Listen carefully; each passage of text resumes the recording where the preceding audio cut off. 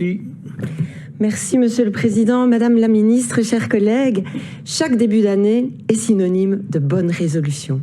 Des bonnes résolutions qui nous galvanisent tout autant qu'elles nous mettent la pression.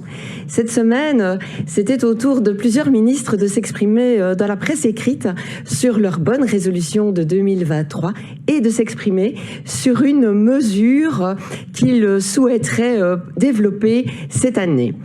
Et donc, Madame la Ministre, j'ai été ravie de lire qu'en ce qui vous concerne, cette bonne résolution, eh bien, elle concerne la formation des aides familiales. Vous proposez en effet de doubler l'offre de formation qualifiante pour permettre à des personnes qui souhaiteraient embrasser la carrière d'aide familiale. Alors, on le sait, cela fait plusieurs années que dans les secteurs d'aide et du maintien à domicile, le recrutement d'aide familiale est compliqué et la situation de notre crise sanitaire n'a absolument pas arrangé les choses. Votre bonne résolution de 2023 tombe à pic et nous démontre encore une fois tout l'intérêt que vous accordez à ce secteur. Donc ça tombe à pic et donc quelques questions. J'aimerais savoir comment vous comptez concrétiser cette mesure.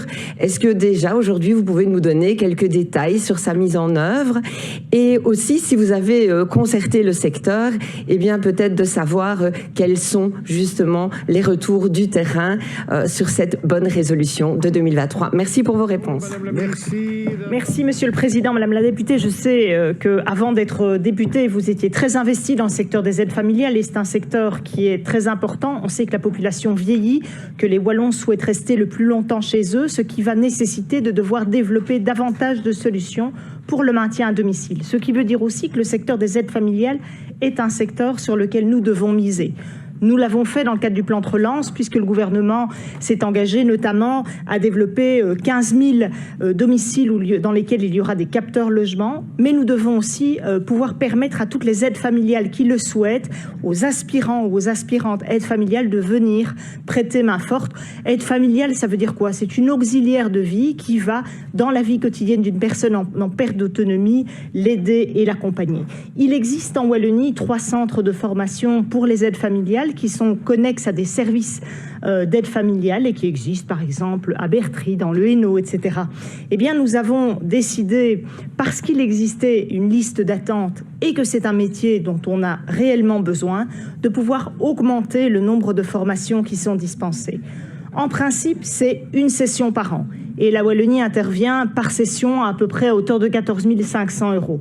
Nous avons décidé, là où c'était possible, de doubler cette offre de formation pour permettre à tous les aspirants aides familiaux de rentrer dans ce dispositif, de suivre cette formation avec la garantie quasi à 100% d'être engagé dans un secteur avec un contrat à durée indéterminée. Et dans certains coins, parce que c'était possible, nous avons aussi pu envisager que 3 formations puissent être envisagées. Notre objectif étant de répondre, comme ça a été évoqué par mon collègue de l'économie juste avant moi, répondre non seulement aux besoins en termes de taux d'emploi, et pour cela, nous devons pouvoir former un maximum de personnes dans les secteurs les plus en demande, comme ceux des aides familiales. Merci, Monsieur le Président. Merci, Madame la Ministre, pour l'éclairage que vous apportez à ce dossier.